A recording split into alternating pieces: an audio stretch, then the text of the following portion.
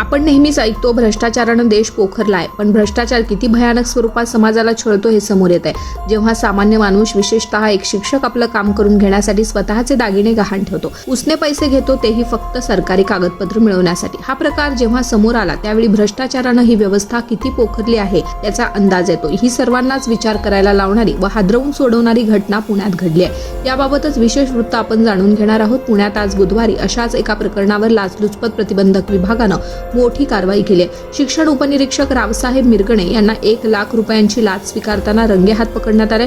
यामागचं सत्य आणखीच वेदनादायी आहे। सोलापूर जिल्ह्यातील एका शिक्षकाला त्याचा शालार्थ आयडी मिळवून देण्यासाठी तब्बल 1 लाखाची लाच मागितली होती।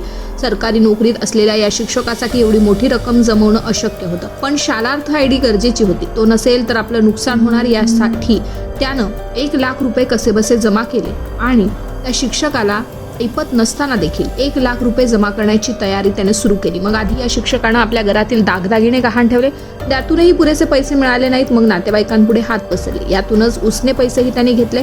सर्व पैसे जमा झाले तरी मन शांत नव्हतं। अशा वेळी नातेवाईकांनी त्याला धीर दिला। तुम्ही शिक्षक आहात, भ्रष्टाचाराला बळी पडू नका, याची तक्रार करा, असा सल्ला त्याच्या नातेवाईकांनी दिला। मग या शिक्षकानं धाडस करून लाचलुचपत प्रतिबंधक विभागाशी संपर्क साधला। अखेर त्याने पूर्ण लाचलुचपत विभागानं पूर्ण योजना आखली आणि ज्यांनी लाच मागितली त्या शिक्षण उपनिरीक्षक रावसाहेब मिरगणे यांच्यासाठी सापळा रचला।